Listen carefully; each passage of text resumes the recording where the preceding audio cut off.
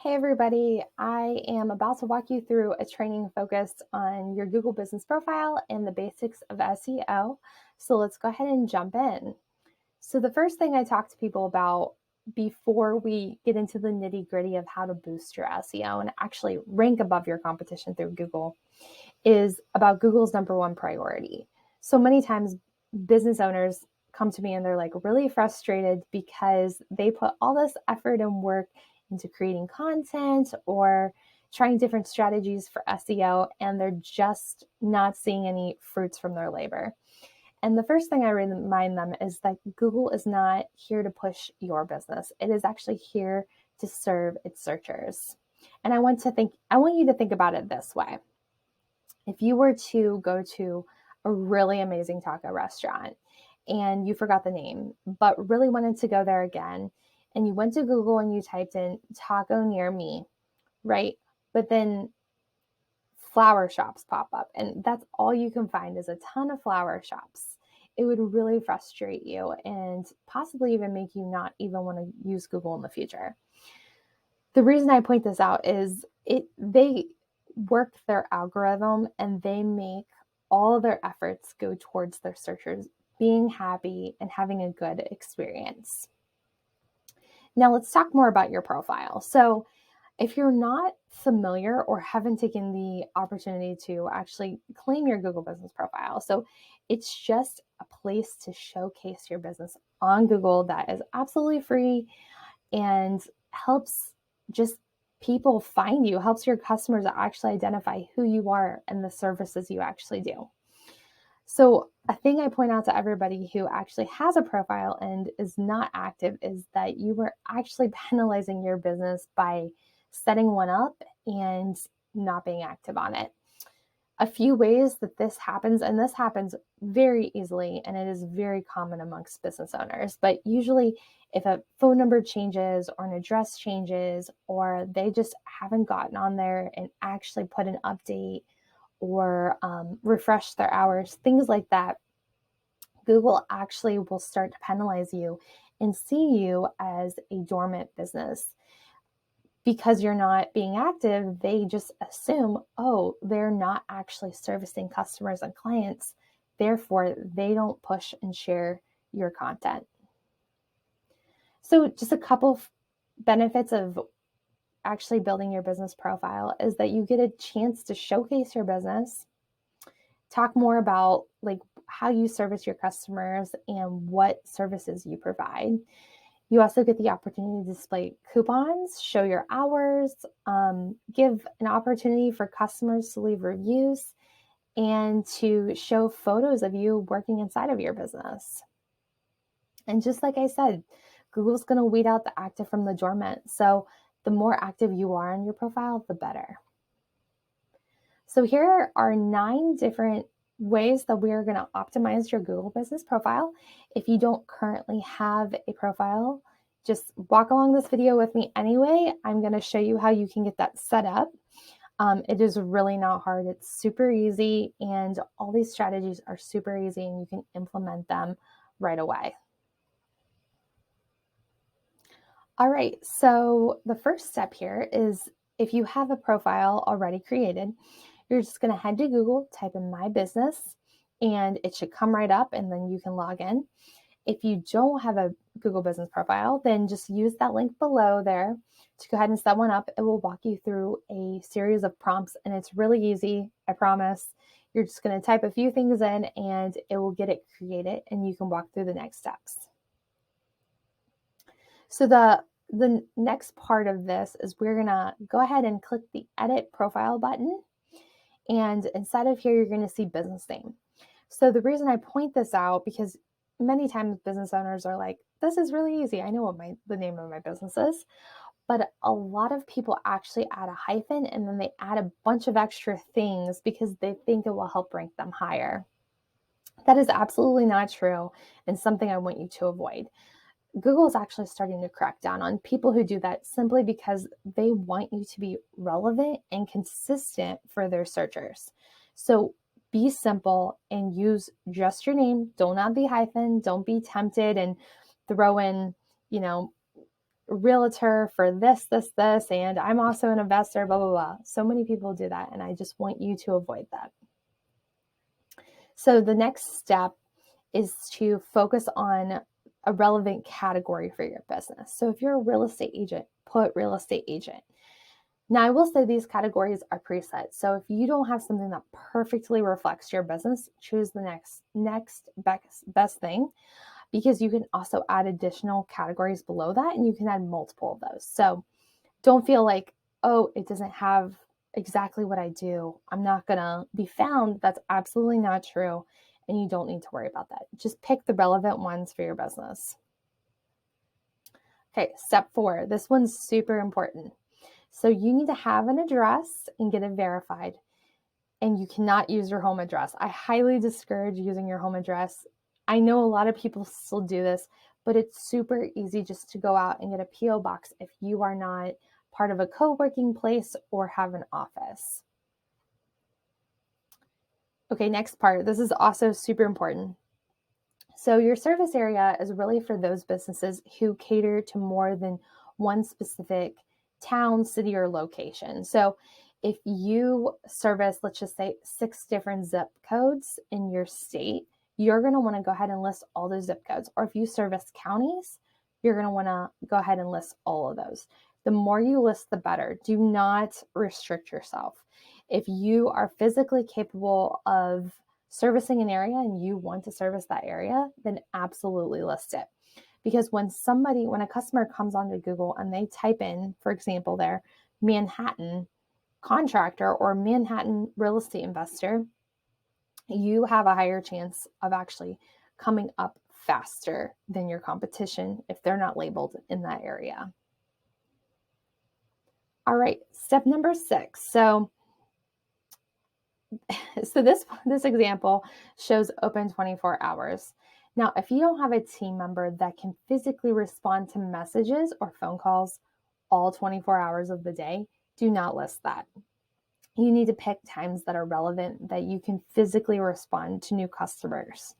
I know it's tempting because it does help to rank you above your competition the longer hours you have, but don't give in to that if you can't physically meet that demand.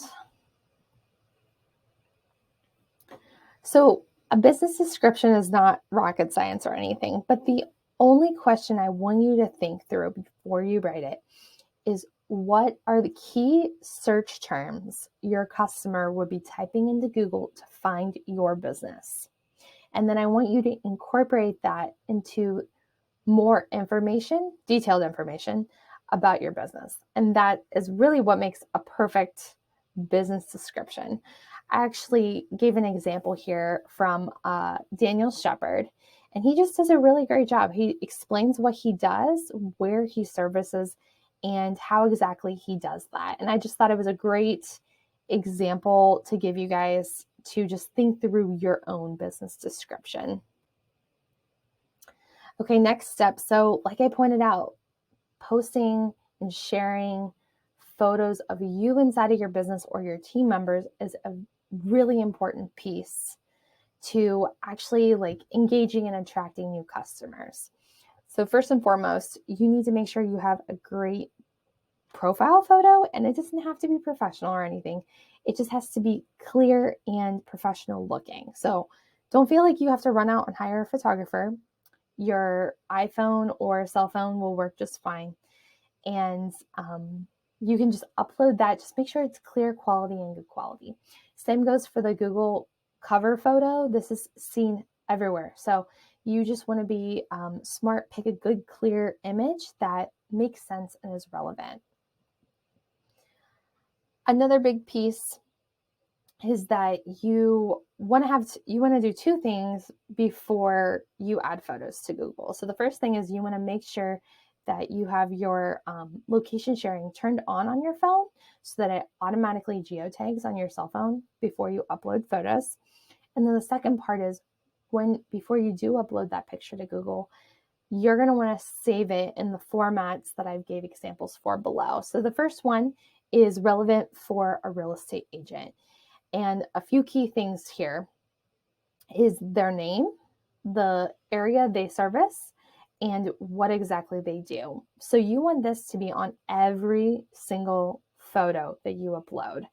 And then the recommendation I always have is at the end, put a little description of the photo you're also posting. So let's just say you post and share a photo of you and your team members with a client. So you're going to just put an underscore and then put team and client meeting or something similar to that. But this is really important. This is what will help you actually to rank higher and faster and just be seen by Google as doing the right things and being active. And then this one's just kind of a little bit more of a side note, but if you are the person that updates photos onto your website in any capacity, you want to make sure you're doing a very similar structure to that for your alt text. And usually it's really simple as you upload your image, your builder should give you the option to add the alt text, and you're just going to plug it in right there. All right, next super important part is that you are giving Google business updates. So those, I gave an example here of, actually it's a laundromat in New York, and they just did a really good job of just sharing and giving updates. Now, a little tip I also give people is a lot of times I will actually share pieces of blog posts relevant to my business and share a nice photo on top of that. Here's basically the example of the structure of it. So you're just going to click add update, and then you can add a description, you can add your photo, and then the area where it says add button, you can actually put a link there. So it could say something like learn more, and then link that learn more to maybe a blog post or your website or different things like that that is relevant to the post you're making.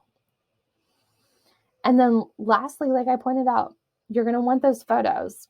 Why? Because businesses with photos received 42% more requests for driving directions to their location from users on Google. That's a pretty big deal. If you're using pictures, your stats are going to go up, you're going to drive your SEO up, and ultimately that's what the goal is, right? So why not do it? Why not take the extra 2 minutes to actually add it to a post and work on getting above your competition? Okay, lastly, as obvious as many people might think this is reviews are an amazing way to show Google that you are active, you have actual customers, and you should be engaging amongst those reviews as well. So I just gave this example because sometimes people, get a little bit stressed when they get maybe more of a negative review, but those will even help you grow. Why? Because if you engage on that negative review, for example, even if it's a terrible one, and you just write them back, you're polite, you're kind, and you're professional, when other people are looking at that negative review and your response, it's going to help validate them that you're actually a business owner that cares enough to respond, but also cares enough to try to troubleshoot and solve whatever problem that person had. And that's just a big thing to think through as you're building your profile and building your business. Okay, so we've covered the essentials of your Google business profile. Now, I want to walk you through the next step after you create it and optimize it. And that's going to be more about getting listed through online listings. An example of online listings is Yelp, and think of these as the more you have them, the more you are seen and found when people are searching for a business like yours. So this is just kind of an example of some of the companies that actually have listings available.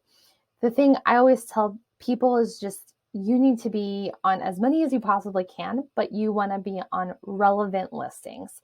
So if you are, for example, a real estate investor, you probably don't need to be on Uber Eats, but you could be on Yelp, Yahoo, Apple, etc. Like all the ones that are relevant for you and make sense. So think through that, do your best. This is going to take the profile and even a step further, simply because you created most of the information. Now you're just going to want to pick similar categories, subcategories, and your description and add those to these other platforms as well. So today we walked through all these different sections. We walked through how to optimize your business profile, how to SEO photos for your Google business profile and website, how to be active on Google and the importance of that, the power of reviews, online listings, and lastly, that consistency is king. So the more you are consistent with your business and your business profile, the better you will be. I hope this training helped you, and make sure if you have any questions to reach out, and I look forward to answering them.